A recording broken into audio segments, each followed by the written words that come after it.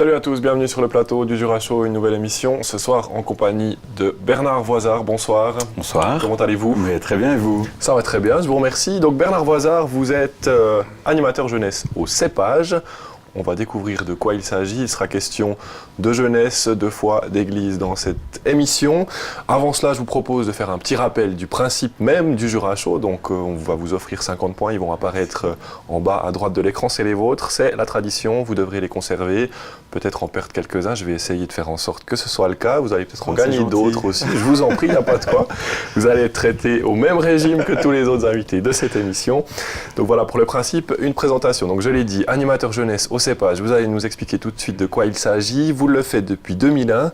Vous êtes de Fontenay, mais vous habitez à Delémont, encore à Najoulo, expatrié vers la capitale. Est-ce que vous voulez rajouter quelque chose à cette présentation? Non, ça fait bien assez de choses. Bien assez de choses, d'accord. Alors le Cépage, qu'est-ce qui se cache derrière ces 6 lettres? Cépage, ça veut dire service de la pastorale jeunesse. Alors c'est avant tout une équipe de 4 personnes, une animatrice, Elodie, 2 animateurs, Sébastien et moi-même, et une secrétaire.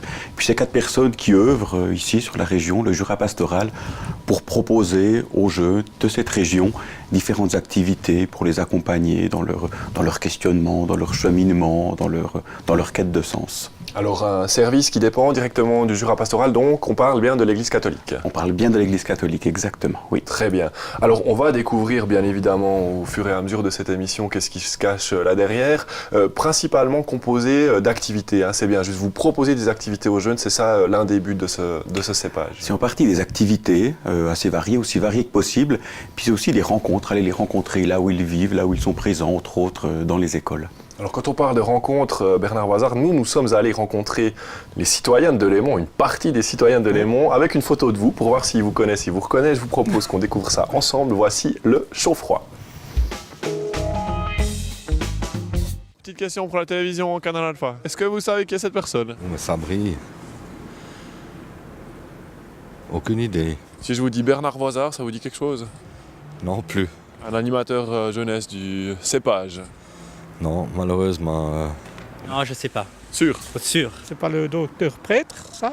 Non, c'est pas le docteur prêtre. Non, alors je peux pas vous dire. Madame? Venez voir, aucune idée. Je ne sais pas. Et vous, monsieur? Non, moi non plus. Est-ce que vous savez qui est cette personne? Non, du tout. Vous êtes sûr? Sûr. Si je vous dis Bernard Voisard, ça vous dit quelque chose? Absolument rien. Ok. Eh ben merci beaucoup, tant pis. Bonne journée. Voilà, Bernard Voisard, retour sur le plateau. Je suis désolé, vous avez perdu 30 points. C'est 5 dur, points. Oui, c'est dur, c'est dur. On a essayé d'aller interviewer des jeunes qu'on a croisés, mais les jeunes n'avaient pas le temps parce qu'ils nous ont tous dit qu'ils devaient aller travailler. Donc c'est négatif pour vous parce que vous aurez peut-être reconnu, mais c'est positif parce que oui, les jeunes travaillent encore de nos jours. Ça existe. C'est une bonne chose. Donc vous avez perdu 30 points, vous êtes à 20. Nul doute que vous allez gagner encore quelques points dans l'émission. On a parlé, rencontres, activités, voilà ce qui compose un petit peu le Cépage. Si on parle d'activités de manière un peu plus précise, qu'est-ce que l'année 2013 réserve aux jeunes de cette pastorale de l'Église catholique? Alors, je peux vous parler de quelques activités, je ne vais pas faire tout le tour, mais c'est vrai que par exemple, on peut parler de ce qu'on se vit actuellement, les sessions de sortant d'école, puisque ça fait à peu près 450 jeunes de 9e année ou de 11e Armos qui vivent 2 jours et demi ensemble avec les 11e de leur collège, prendre 2 jours et demi pour aller à la découverte de ce qui fait leur vie, leur quotidien. Et puis oser en parler avec d'autres jeunes de leur même âge, puis essayer de trouver des pistes, essayer de trouver des questions à ce qui les touche, à ce qui fait vraiment leur vie. Donc il y a ces sessions de sortant d'école, par exemple. Une autre activité aussi qui est assez admirable, qui est un pur bonheur, c'est ce qu'on vit une fois par année, où, quand on part avec 18 jeunes du côté de Paris, où on se rend à Paris pour travailler avec l'association des Restos du Cœur. Alors là, on est juste dans une activité extraordinaire de rencontrer des bénévoles qui donnent tellement et de rencontrer des gens qui sont dans la difficulté financière, des SDF, mais qui nous accueillent et qui nous remercient. Donc là, c'est aussi un pur bonheur, entre autres, quoi. Qui sont les jeunes qui participent? C'est forcément des jeunes qui sont déjà impliqués dans l'Église catholique ou ça peut être des jeunes un petit peu de partout dans le Jura? Je dirais que ça dépend des activités, mais sur beaucoup d'activités, c'est des jeunes qui voient une information, qui voient de la publicité pour un voyage au Kenya, pour une marche de 10 jours dans le désert marocain ou pour ce voyage à Paris. qui voient cette pub, soit sur Internet, soit dans les écoles, et puis qui se disent c'est peut-être pour moi, et qui décident de s'engager, peu importe leur religion, peu importe leur confession. Et puis vous vous rendez compte avec les années que ça marche toujours plus, il y a toujours plus de questionnements de la part des jeunes sur leur vie, ou vous avez plutôt tendance, comme on peut le voir dans d'autres associations, à perdre un petit peu des participants? Alors actuellement, on aurait plutôt tendance à avoir plus de demandes. Voilà. Peut-être parce que la question du sens de la vie, ce questionnement est peut-être toujours un peu plus présent chez les jeunes, enfin, comme dans toute la société, mais c'est vrai que chez les jeunes, il est bien présent. Alors vous parliez avant d'élèves de 9e année notamment, quelle est la fourchette d'âge que vous ciblez avec vos différentes activités? C'est avant tout les 13, 20, 25 ans, en grande partie, oui. Et puis donc on a un voyage à Paris avec les Restos du Cœur. L'idée est toujours d'avoir quand même la foi, d'avoir le don de soi aussi un peu à l'intérieur de ces voyages. C'est pas simplement partir faire quelque chose, il y a une autre dimension à toutes ces activités. Il y a une autre dimension, c'est vraiment cette question de la quête spirituelle, cette question du sens de la vie. Qu'est-ce que je veux faire de ma vie? Quelles sont mes valeurs? Qu'est-ce qui est important pour moi? Je dirais que le voyage qu'on leur propose, c'est plus un voyage intérieur que de partir à Paris ou de partir au Kenya. C'est plus un voyage intérieur. Et ça fonctionne? Les jeunes ressentent cette dimension que vous proposez aussi? Alors, j'ai pas envie de parler à leur place, mais c'est vrai qu'on a des témoignages après de jeunes qui ont été bouleversés par telle ou telle rencontre et puis qui me reparlent, je dis j'ai envie de repartir à Paris, j'ai envie de repartir au Kenya, et ils le font d'ailleurs. Après, de leur propre chef, ils continuent de vivre ces expériences. Preuve que le but que vous poursuivez est atteint. Bernard Voisard, on va passer à la rubrique suivante. Si vous êtes d'accord, et même d'ailleurs si vous n'êtes pas d'accord, il s'agit du ni oui ni non. C'est le moment un petit peu ludique de l'émission, donc on joue ensemble au ni oui ni non. Vous n'avez pas le droit de dire le mot oui, le mot non et le mot pape. C'est d'actualité, voilà. Donc c'est assez facile, mais on verra comment vous vous en sortez. Alors justement, on quitte un petit peu le cépage 2 secondes pour parler un petit peu de la religion, de l'Église catholique. Comment est-ce que, selon vous, qui êtes vraiment sur le terrain, l'Église catholique se porte aujourd'hui? Dans le Jura, bien évidemment. Dans le Jura. Mais je dirais qu'elle se porte plutôt bien. Je ne parle pas de nombre de pratiquants à la messe dominicale, évidemment. Mais au niveau des propositions qui existent, je crois qu'on touche des gens qui sont en recherche. Je crois que les propositions essayent d'être aussi variées. Et on a une église catholique ici au Jura qui sans arrêt se remet en questionnement pour justement être à l'écoute des gens qu'on croise, toutes générations confondues. La foi est encore très présente dans cette région. On a toujours, alors c'est peut-être un peu un stéréotype, mais cette opposition région rurale, région urbaine, où on dit que la foi est encore très importante dans les régions rurales. C'est quelque chose que vous constatez, vous aussi? Alors je dirais qu'au niveau de la religion, il y a une baisse de la religion. Ça c'est sûr, on l'a rencontré, puis ça fait un petit moment que ça s'est mis en route, c'est pas récent. Mais au niveau de la foi, je crois qu'il n'y a pas de baisse, au contraire. Les gens ont vraiment ce questionnement. Les gens ont besoin de trouver des réponses à ce qui fait leur vie. Voilà, à trouver du sens à leur vie et pour continuer d'avancer et puis de cheminer. Oui. Bernard Voisard, question très précise, comment s'appelle le chef de l'Église catholique? C'est qui? Benoît XVI. D'accord, vous n'êtes pas tombé dans le piège que j'ai essayé de vous tendre. Bien joué. Alors je peux vous dire que vous réussissez avec brio ce petit test du ni oui ni non. Vous restez donc à 20 points. Alors moi, ce qui m'intéresse aussi dans cette émission, on en parlait avant, c'est de parler un peu des jeunes et de la foi, de savoir comment est-ce que les jeunes aujourd'hui vivent leur foi. Vous êtes aux premières loges. Comment est-ce que ça se passe pour un jeune quand on lui parle de l'Église? Est-ce qu'il y a une réaction un petit peu agressive en disant non, la foi c'est quelque chose, c'est mes grands-parents qui vont à l'Église, c'est pas pour moi, ou au contraire, est-ce qu'il y a une envie aussi de s'impliquer dans une église ou une autre? Alors, je dirais que le premier abord, c'est de se dire oui, c'est un truc des grands-parents. Voilà, c'est ce qui apparaît aux jeunes. Mais je crois qu'assez rapidement, s'ils se donnent l'occasion et si on leur permet de découvrir une autre image de l'Église, ils se disent ben oui, ça peut me toucher, ça peut me concerner, ça peut m'apporter quelque chose dans mon cheminement de vie. Oui. Alors est-ce qu'ils vivent la foi comme ça pouvait être le cas il y a une vingtaine d'années de manière assez rigoureuse, ou bien c'est plutôt justement quelque chose de plus universel que plutôt quelque chose de très précis comme ça pouvait être le cas il y a une trentaine, quarantaine d'années? Alors, on est arrivé dans une foi qui s'ouvre au monde, parce que la société s'ouvre au monde, on sait toujours plus de choses sur le monde. On est dans une foi qui s'ouvre au monde, qui invite à dépasser les barrières. Voilà, on est vraiment dans ce mouvement-là, de s'ouvrir et d'aller vers l'autre de plus en plus. Pour vous, ça implique aussi, j'imagine, une remise en question peut-être des modèles, pas au niveau de la religion, mais au niveau des activités que vous allez proposer aux jeunes. Vous devez, comme vous le disiez avant, sans cesse vous questionner? Alors sans arrêt, on se remet en question parce que les jeunes changent, parce que le questionnement change, parce que la société change. Et puis on doit faire de tout cela pour arriver à avoir des propositions qui permettent vraiment aux jeunes d'avancer comme ils le souhaitent et là où ils en ont besoin. Ça veut dire que vous devez être un petit peu ami, un petit peu parent, un petit peu, des fois j'imagine, psychologue aussi. Comment vous vous déterminez là au milieu de tout ça?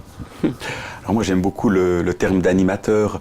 Animateur, il dit donner de la vie. Et je crois que c'est ça. C'est donner de la vie, c'est soutenir la vie, c'est encourager la vie là où elle existe déjà pleinement. Mais c'est vraiment être proche de cette vie, proche des jeunes. Bernard Voisard, on est allé rencontrer quelqu'un qui vous connaît, que vous connaissez aussi, qui nous a parlé de vous. Voici la 25e image.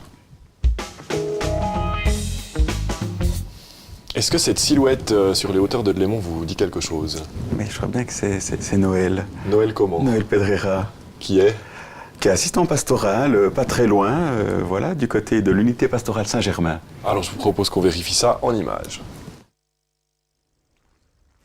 Noël Pedreira, assistant pastoral pour les paroisses catholiques de Courandlin, Rebevelier et du Val-Terby. Alors au quotidien, avec mes collègues prêtres et une assistante pastorale, nous avons la charge d'animer la vie paroissiale des communautés qui nous sont confiées. Il y a par exemple les accompagnements vers les sacrements, il y a tout ce qu'on peut proposer comme activité, comme animation pour que les gens puissent se poser des questions sur leur foi. Et puis nous sommes aussi présents auprès des gens à des moments importants de leur vie, que ce soit une naissance, le moment du mariage ou aussi les moments un peu plus difficiles à traverser comme les épreuves personnelles, en particulier les décès. Bernard, dans son travail avec les jeunes, il arrive vraiment à sentir là où sont les jeunes et aussi à les rejoindre dans ce qui fait leur réalité.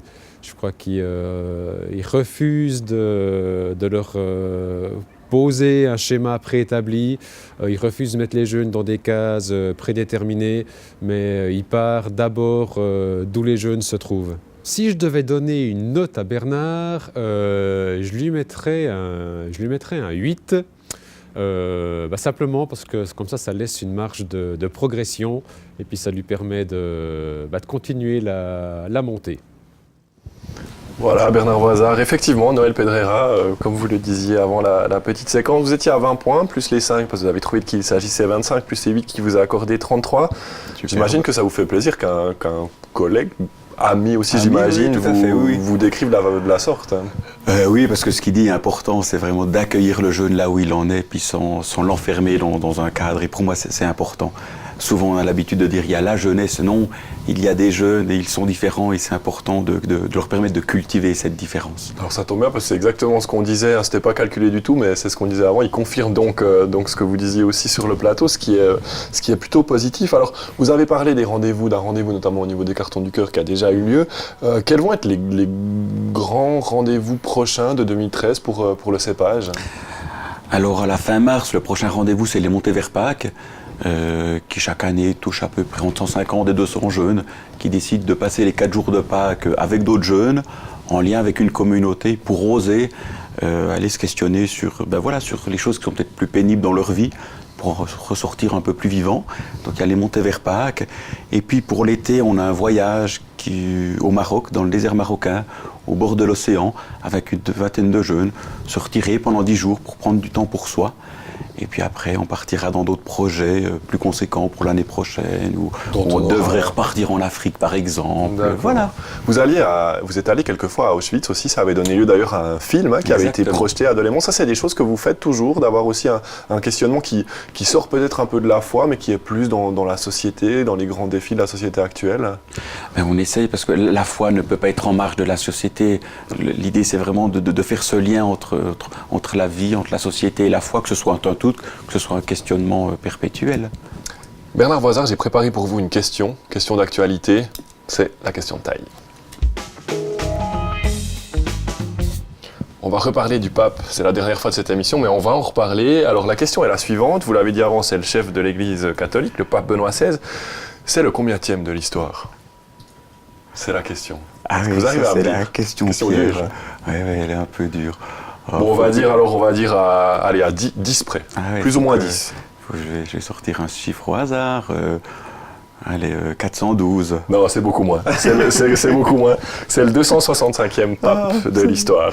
Voilà, vous étiez à 33, vous redescendez de 5 points, vous êtes, c'est douloureux. vous êtes à 28. Juste, très brièvement, quel est le regard que vous portez sur sa démission ? Mais beaucoup de respect. Je trouve c'est noble de se dire à un moment, je me sens appelé à autre chose. Je me sens plus appelé à être pape, et je me sens appelé à autre chose, et je l'admets. Admettre ses limites, admettre qu'on change. Et j'ai beaucoup de respect et d'admiration pour oser faire ce choix-là, parce qu'on n'a pas l'habitude. Il fallait, je crois, beaucoup de courage et d'authenticité pour oser dire cela et pour oser le faire. Ça va aussi un peu dans le sens de ce qu'on disait avant, d'avoir une église qui change, une foi qui change, des schémas qui changent aussi. J'aimerais maintenant rebondir sur ce que disait Noël Pedreira en disant que ça sert à rien de mettre les jeunes dans des boîtes. Est-ce que vous trouvez que la société aujourd'hui a tendance un petit peu à tomber dans ce travers, à dire les jeunes, comme je disais avant un peu pour rigoler, les jeunes travaillent pas. C'est quelque chose que vous constatez, eux ils en souffrent, peut-être ils vous en parlent? Alors les jeunes m'en parlent, ils en souffrent, et le paradoxe c'est que quand on demande aux jeunes de poser un regard sur la jeunesse, parce que l'adulte le fait, peut-être parce que la société et les médias font ça, les jeunes mettent encore plus la jeunesse dans des boîtes. Et je crois qu'il y a un défi de leur permettre de sortir de tout cela. Et c'est pas évident, parce qu'eux sont pris au piège et ils sont dans ce même processus. Et quels sont les moyens que vous avez, vous, pour essayer justement de casser un petit peu ces murs, ces frontières qui s'établissent entre la jeunesse et peut-être les gens plus âgés? C'est déjà essayer de leur permettre de se rencontrer, ce qui n'est pas évident, parce qu'il y a une certaine crainte comme ça, et c'est pas tout le temps naturel, mais quand ça se vit, quand il y a une occasion de vivre quelque chose d'intergénérationnel, c'est un pur bonheur.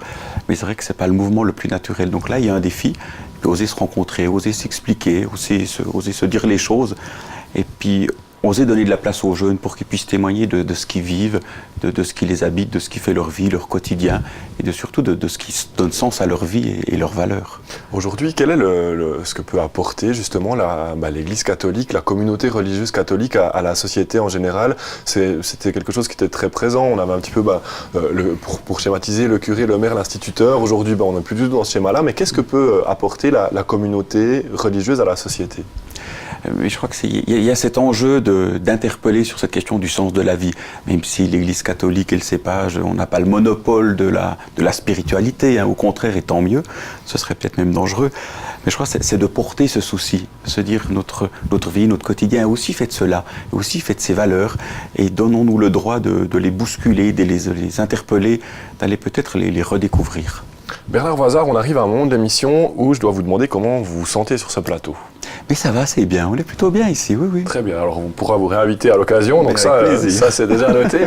Si vous deviez vous attribuer une note entre -10 et +10, un peu de la manière dont l'a fait Noël Pedreira tout à l'heure, par rapport à votre prestation ici, pas par rapport à ce que vous faites en général, vous diriez que vous êtes à combien?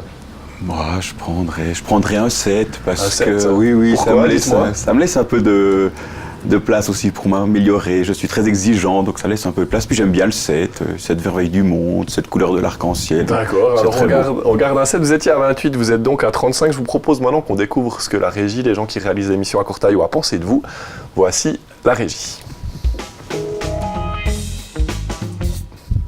Voilà, les petites plaquettes sont en train de se lever. À Cortaillot, vous étiez à 35, la régie vous attribue un total de 13 points. Vous êtes donc à 48. Je vous propose qu'on fasse un petit pointage sur le classement, le top ou flop, comme on l'appelle ici. Donc Michel Ten, c'est toujours en tête, suivi de Nathalie Fleury, Jean-Bernard Valla, Nicole Barthes et Josué Beuch. Et avec 48 points, vous êtes à la 8e place de ce classement. 9e, de ce classement. Heureusement que la régie est là pour me rappeler à l'ordre. 9e sur 26. Un petit commentaire par rapport à cette performance. Je m'en remettrai. Et puis c'est bien, 9, c'est un beau petit chiffre. D'accord, vous aimez aussi bien le 9. D'accord. Bernard Voisard, on a parlé des différents rendez-vous qui attendent le cépage pour l'année à venir. Il y a quelque chose dont on n'a pas parlé, c'est que c'est quelque chose. Le cépage ne s'appelait pas cépage jusqu'à il n'y a pas si longtemps. Ça s'appelait le Cache-Cados, c'est juste. Oui. Pourquoi avoir voulu changer d'identité? On a voulu changer pour avoir des termes qui se rapprochent plus de notre mission. Un mot comme service paraissait important, de pouvoir être au service des jeunes.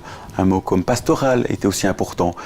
C'est cheminer avec, faire un bout de chemin avec ou à côté des jeunes. Ces mots-là étaient importants. Et puis surtout qu'il y avait aussi cette restructuration, puisqu'on a la possibilité d'offrir une présence dans les écoles du secondaire 2. Et puis là aussi, on a redéfini notre image avec le service d'aumônerie œcuménique des écoles. Et on a retravaillé ces deux images en parallèle. Et ça a donné Cépage et SAOE. Et ça fonctionne assez bien justement, depuis que vous avez cette nouvelle identité, vous avez senti plus d'impact par rapport à la jeunesse? Bon, en tout cas, on n'a pas perdu, les gens ont vite retrouvé l'identité, se dit, mais se sont pas dit c'est quoi ça, où est-ce cache Cados? Ils ont vite fait le lien assez rapidement, oui. Bernard Voisard, on arrive déjà au terme de cette émission. Je vous remercie infiniment d'avoir fait le détour par notre studio, nous avoir parlé un petit peu de vos activités au sein du CEPAGE, des activités qu'on aura l'occasion éventuellement de revoir sur Canal Alpha. Merci infiniment, Merci bon retour chez vous. Au plaisir. Merci beaucoup. Quant à vous, on se retrouve évidemment la semaine prochaine, mardi soir à 19h30 pour un nouveau numéro du Jura Show. Portez-vous bien.